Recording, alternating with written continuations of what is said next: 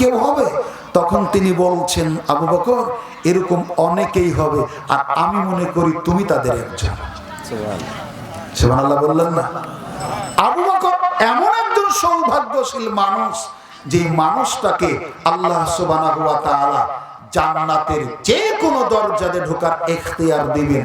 তিনি পছন্দ মতো, ইচ্ছা মতো, খুশি মতো যে কোনো দরজা দিয়ে জান্নাতে ঢুকতে পাবেন।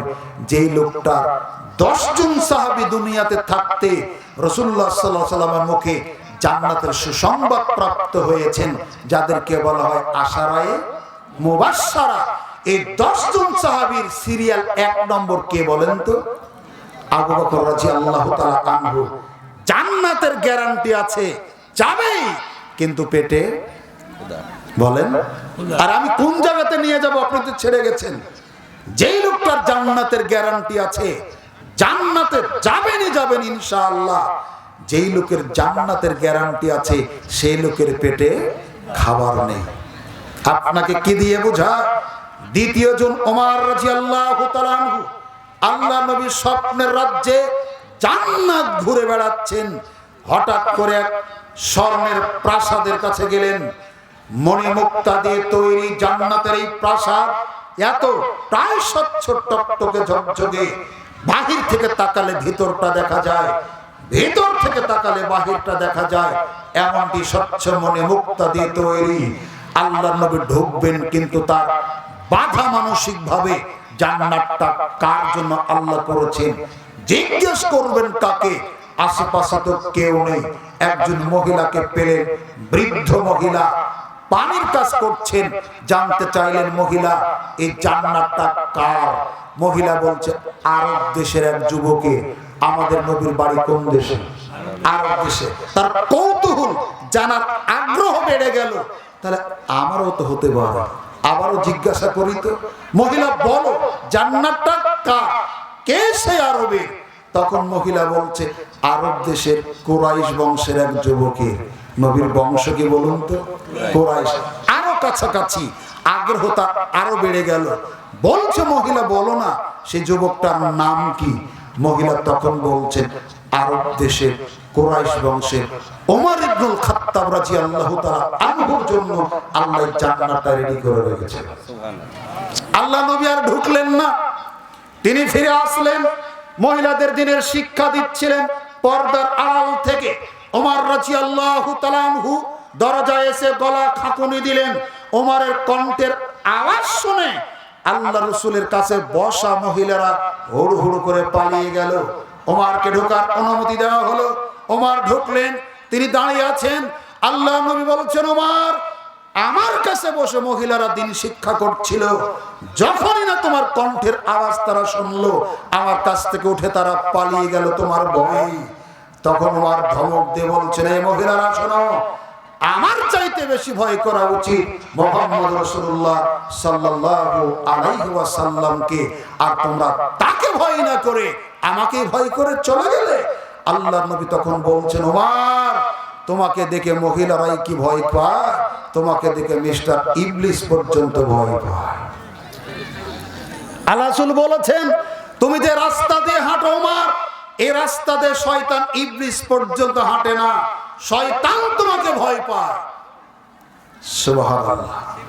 যে লোকটার জান্নাতের গ্যারান্টি আছে তার পেটে, এটা বোঝাচ্ছি আপনাকে। এই দুইজন সাহাবী জান্নাতের গ্যারান্টি আছে, কিন্তু পেটে ক্ষুধা নেই, রাস্তাতে গেছেন। তখন তারা বলছেন, আল্লাহ রাসূল, বুঝলাম আমাদের রাস্তাতে আসার কারণ, তো আপনি কেন এসেছেন? আপনারও তো এই সময় খাওয়া দাওয়া করে বিছানায় গড়াগড়ি করার কথা, আপনি কেন এসেছেন? কি বুঝতে পারেননি? এতক্ষণ নবীর জিজ্ঞাসার জবাব দিচ্ছিলেন তারা দুইজন, এখন সুযোগ পেয়ে জবাব দিয়ে তারা দুইজন বলছেন, তাহলে আল্লাহ রাসূল আপনি কেন এসেছেন? আপনি খাওয়া দাওয়া করে গড়াগড়ি পারেননি কেন?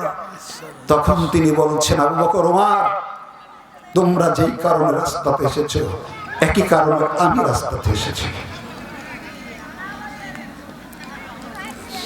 ক্ষুধার তীব্র যন্ত্রণায় আমিও রাস্তাতে আসতে বাধ্য হয়েছি। অথচ বলা হচ্ছে সালাতুল খাউফ, ভীতিকর সালাতে আল্লাহ রাসূল দাঁড়িয়ে ইমামতি করছেন। সালাত আদায় করতে করতে তার হাতটা বাড়িয়ে সামনের দিকে গেলেন, আবার খানিকক্ষণ পর পিছনে ফিরে আসলেন। সালাত শেষে সাহাবীরা জিজ্ঞেস করছেন, আল্লাহর নবী, আপনার পিছনে জীবনে বহুদিন সালাত আদায় করেছি, আপনি আজকে যেরকম করলেন আগে কখনো এরকম করেননি, বলুন তো কেন এরকম করলেন? তখন তিনি বলছেন, সাহাবীরা শোনো, আজকে যখন আমি সালাতে দাঁড়ালাম, আল্লাহ সুবহানাহু ওয়া তাআলা সারা পৃথিবীর পূর্ব থেকে পশ্চিম পর্যন্ত যত ধনভাণ্ডার, যত খাদ্যের ভাণ্ডার আমার জন্য আল্লাহ খুলে দিয়েছিলেন। আমি সবকিছু দেখতে পাচ্ছিলাম। আমার সামনে হাজির করা হলো আঙ্গুরের থোকা। আমি হাত বাড়িয়ে এক থোকা আঙ্গুর নিতে চাচ্ছিলাম। যদি আমি এক থোকা আঙ্গুর নিতাম, আমার সারা পৃথিবীর উম্মতেরা কিয়ামত পর্যন্ত খেয়ে শেষ করতে পারত না। সেই নবী নেননি, পরকালের জন্য রেখে দিয়েছেন। তিনি বলছেন, আবু বকর, উমর, তোমরা যেই কারণে রাস্তাতে এসেছো, যেই দুঃখের কারণে রাস্তাতে এসেছো, আমি নবী মুহাম্মদ রাসূলুল্লাহ সাল্লাল্লাহু আলাইহি ওয়াসাল্লাম একই কারণে রাস্তাতে এসেছি। আবু বকর, উমর, ওঠো। আল্লাহর নবী আবু বকর উমরকে নিয়ে তিনজন যাচ্ছেন আবুল হাইসাম নামক সাহাবীর বাড়িতে। তার বাড়ির দরজায় গিয়ে একদিকে সাইড হয়ে দাঁড়ালেন, সালাম দিয়ে অনুমতি চাইলেন, আমরা কি আসতে পারি?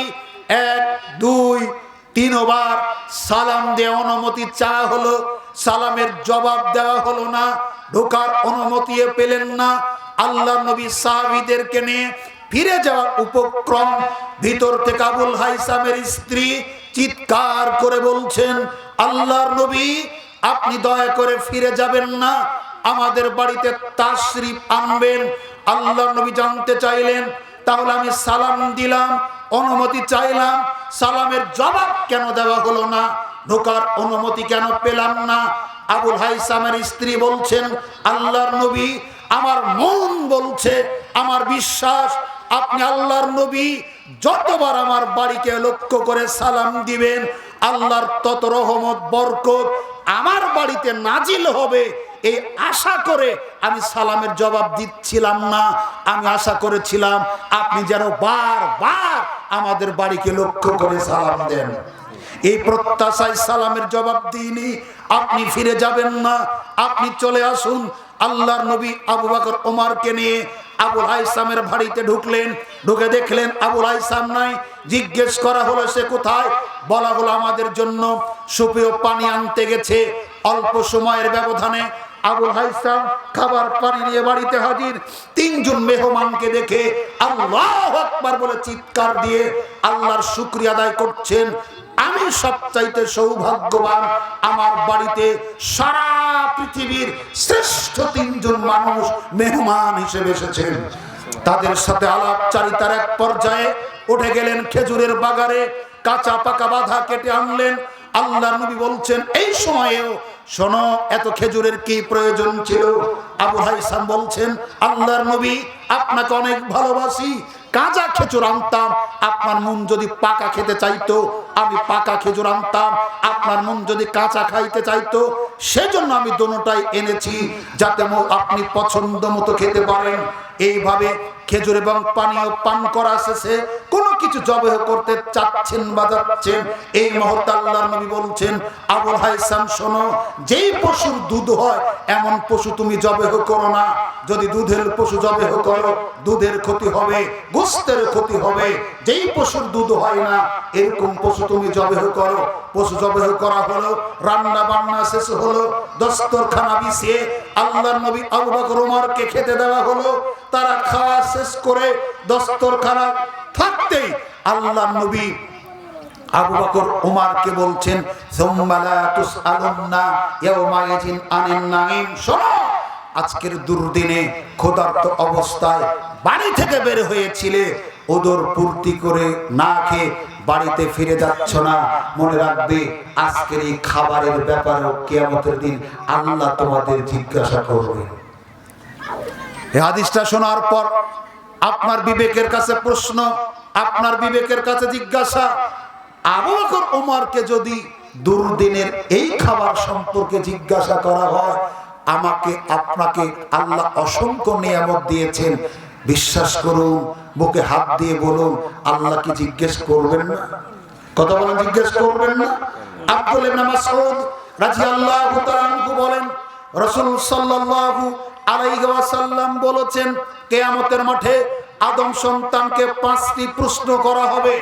এই 5টি প্রশ্নের জবাব দেওয়ার আগে নারী পুরুষ, ধনী গরিব, আওয়ামী লীগ, বিএনপি, জামাত, জাতীয়বাদ, জাসদ, বাসদ, কমিউনিস্ট, আহলাদিস, হানাফি, শাফি, মালিকি, হাম্বলি, চিশতিয়া, ৮৮, ৮৭, শর্ষিনা, চরমনায় যত জাতি উপজাতি পৃথিবীতে আছে, মানুষ যারা, কেউ এক ধাপ সামনে বাড়াতে পারবে না 5টি প্রশ্নের জবাব দেওয়ার আগে।